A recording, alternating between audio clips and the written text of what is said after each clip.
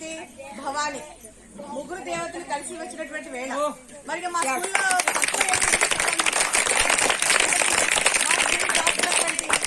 సౌకర్యాలు కానివ్వండి, మా పిల్లలకు కావాల్సినటువంటి విద్యాబుద్ధులు కానివ్వండి, అన్ని వాటంతటికి అవే నడుచుకుంటూ వచ్చేసాయి. ఈ రోజు లక్ష్మీ మేడం గారు కూడా పోయినసారి తను మాట ఇచ్చినట్లుగానే ఈ రోజు ఇంత ప్రోగ్రాం నడవడానికి మేడమే మాకు ఒక మాట చెప్పి వెళ్ళారు. మీరు తొందరగా ఒక 15-20 రోజుల్లో ఈ కార్యక్రమాన్ని ముగించుకోండి, మొత్తం మీరు ముందుకు వచ్చేసి నడిపించండి అని చెప్పేశారు. కాబట్టి మేము తొందరగా ఈ ప్లానింగ్ అంతా చేసుకోవడం జరిగింది. మళ్ళీ ఇదే రోజు మేడం పిలిచి, మేడం ఈ రోజు మేము అంతా రెడీగా ఉన్నాము, అందరూ కూడా డొనేషన్స్ కలెక్ట్ అయినాయి, మన స్టేజీ రెడీగా ఉంది మేడం, మీరు రావచ్చు, మా ప్రోగ్రామ్ స్టెప్ ప్రోగ్రామ్ కూడా మీరు ఓపెన్ చేయండి అని అంటే మేడం తన విలువైనటువంటి సమయాన్ని మాకు వెచ్చించి మా పాఠశాలకు వచ్చి మమ్మల్ని అందరినీ ఎంకరేజ్మెంట్ చేసి మా పిల్లలందరికీ మంచి సలహాలు సూచనలు ఇవ్వడం జరిగింది. మేడం కూడా టీచర్ గా వర్క్ చేశారు కాబట్టి తన పిల్లలతో పాటుగా స్కూల్ పిల్లలు కూడా టీచింగ్ చేశారు కాబట్టి మేడం తెలుసు ఎలా పిల్లలకి ఏం చెప్పాలో. అందుకని మేడం తన విలువైనటువంటి అమూల్యమైనటువంటి సలహాలను అందించడం జరిగింది. అదేవిధంగా లయన్స్ క్లబ్ భవానీ వాళ్ళు కానివ్వండి, డిస్ట్రిక్ట్ వాళ్ళు కానివ్వండి, అందరూ లయన్స్ క్లబ్ సభ్యులే కాబట్టి తమ విలువైనటువంటి సమయాన్ని వెచ్చించి మా పాఠశాలకు వచ్చి ఈ ప్రోగ్రామ్ ఇంత సక్సెస్ చేసినందుకు, అలాగే శ్రీనివాస్ సారు, సుబ్బారావు సారు తమ అమూల్యమైనటువంటి సందేశాన్ని, తమ అమూల్యమైన విజ్ఞానాన్ని మా పిల్లలకి నూరిపోసి మా పిల్లల్ని మంచి మార్గంలో నడవడానికి కావాల్సినటువంటి సందేశాన్ని అందించినందుకు మరీ సార్ వాళ్ళకి ధన్యవాదాలు తెలియజేసుకుంటున్నాము. ఇలాగే ముగ్గురు దేవతలు కలిసి వచ్చినటువంటి వేళ మా పాఠశాల ఇంకా సస్యశ్యామలంగా వెలుగొందాలని కోరుకుంటూ అందరికీ మరీ ధన్యవాదాలు తెలియజేసుకుంటూ సభాధ్యక్ష వహించినటువంటి ప్రధానోపాధ్యాయులు అశోక్ గారికి, మరియు రీజన్ చైర్పర్సన్ శ్యామ్ కుమార్ పహాడే గారికి, మరియు పెద్దలు సుబ్బారావు సార్ గారికి, శివనారాయణ సార్ గారికి, గ్రామ సర్పంచ్ రెడ్డి సార్ గారికి, మరియు శ్రీధర్ సార్ గారికి, సూర్యనారాయణ గారికి, శ్రీనివాస్ సార్ గారికి, మరియు ముందున్న పిల్లలకి అందరికీ నమస్సుమాంజలి, నా ఆశీస్సులు.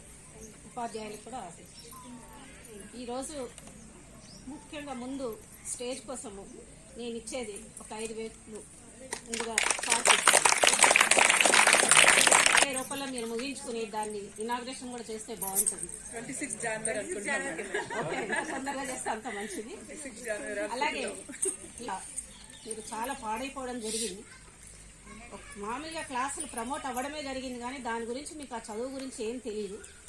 ఒక క్లాస్ జంప్ అయ్యాక దానికి ఎంత కష్టమో నాకు తెలుసు. ఎందుకంటే నేను మా పిల్లల్ని ఒక క్లాస్ ఇద్దరిని జంప్ చేసి తర్వాత నేను ఎంత కష్టపడ్డానో అది నాకు తెలుసు. సో మీరు కూడా అలా జంప్ అయినట్టే లెక్క. మీకు ఆ టైంలో సంవత్సరంన్నర మీరు వేస్ట్ చేశారు.